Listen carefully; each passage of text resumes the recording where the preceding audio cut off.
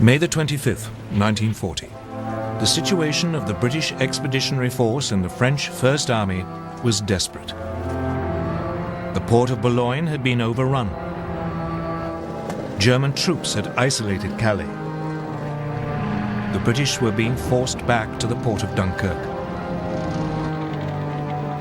Lord Gort, the British commander, advised his government that the only hope of saving even a fraction of his troops was to organize an evacuation by sea. But as the dive bombers screamed down and the panzers were poised for the final assault, evacuation seemed a forlorn hope. The British anticipated that Dunkirk would be overrun within a day. But unknown to the British, Hitler and the German High Command had made a decision which was to save them from total annihilation. The Germans were only too aware that their panzer crews were exhausted and their machines needed urgent repairs. Those attacks by de Gaulle and the British may have failed, but they have shown very clearly how vulnerable the German lines of communication were. This was the great weakness of blitzkrieg. So the High Command made a fateful decision. It decided to stop the panzer's advance to save them from further damage and wait for the infantry to come up. Only then would the Allied pocket around Dunkirk be eliminated. So the blitzkrieg was halted and the panzers lay idle. They would not advance for 2 days, just enough to buy the British in particular a little time to prepare. As the tanks waited, the only major action was in Calais. There the British and French garrison refused to surrender. Instead, they had to be overrun in 3 days of bloody hand-to-hand fighting. When the panzers got going again 2 days later on May the 26th, the weather had changed.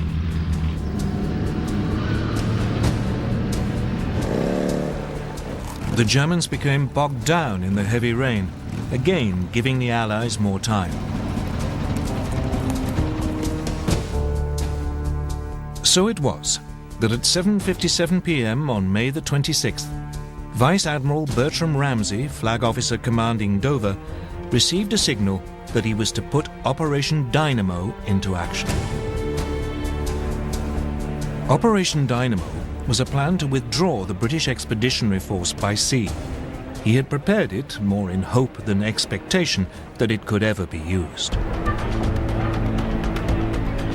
The following day, a makeshift fleet of destroyers, tugs, and passenger ferries crossed the English Channel. But by the end of the day, less than 8,000 of the over 300,000 troops at Dunkirk had been rescued.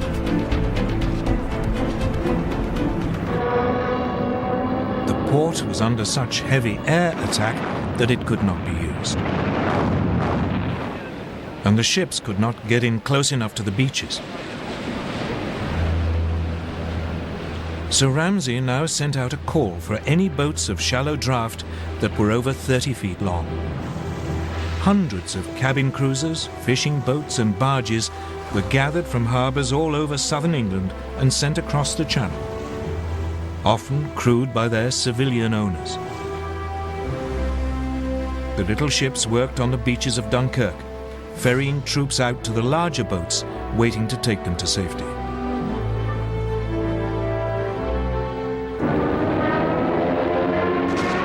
All the time they were under constant air attack.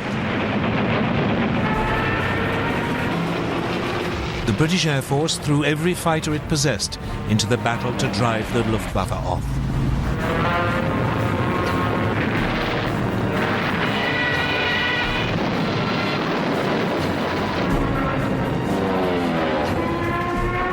Even so, 7 French and 6 British destroyers were sunk, together with 24 smaller warships. A quarter of the 665 small boats never got home. But when the evacuation was halted on June the 4th, over 300,000 men, 41% of them French, had been rescued.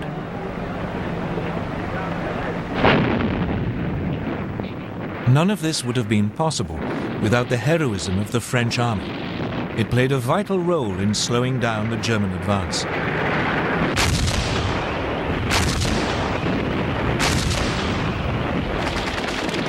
The French rearguard didn't leave its positions around Dunkirk until the last boats had pulled away from the beaches.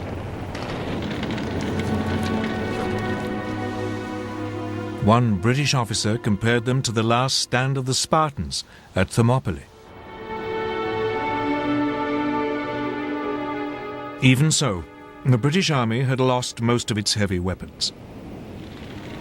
It wouldn't be fit to fight the Germans again for a long time. France still had to fight on, but it had lost more than half its army. Against them, the Germans had 92 divisions, including masses of armor.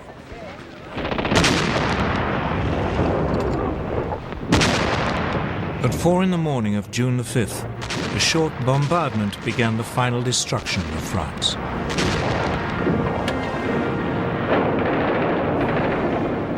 Assault troops crossed the Somme and the Aisne.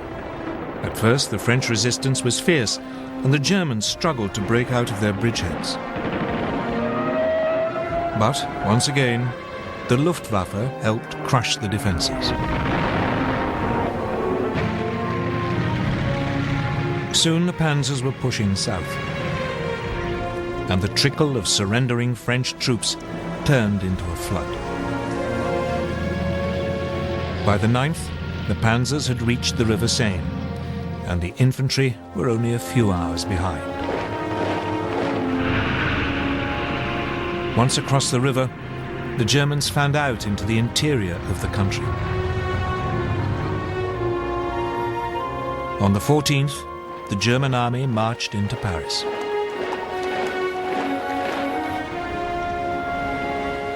The swastika was raised on the Eiffel Tower.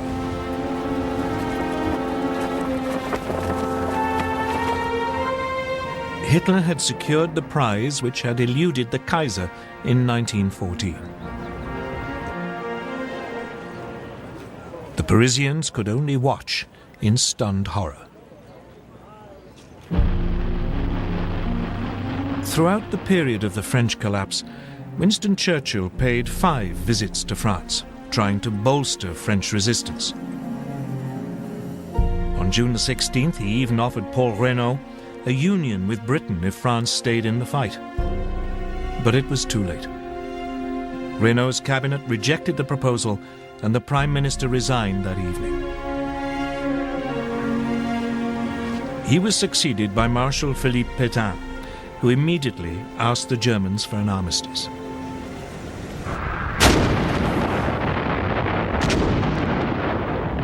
It was only now that the Germans finally began to attack the Maginot Line, which had been left isolated.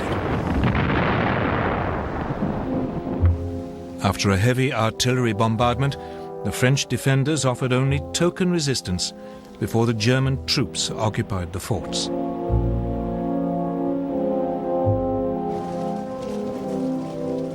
On June the 21st, Hitler went to Compiègne, where the railway carriage in which the Germans had signed the armistice in 1918 was kept. As a French delegation entered the carriage, he handed them his terms and then left. The French insisted on consulting their government, but the next day they were told that if they didn't sign immediately, the panzers would roll again. They signed, and the humiliation of France was complete.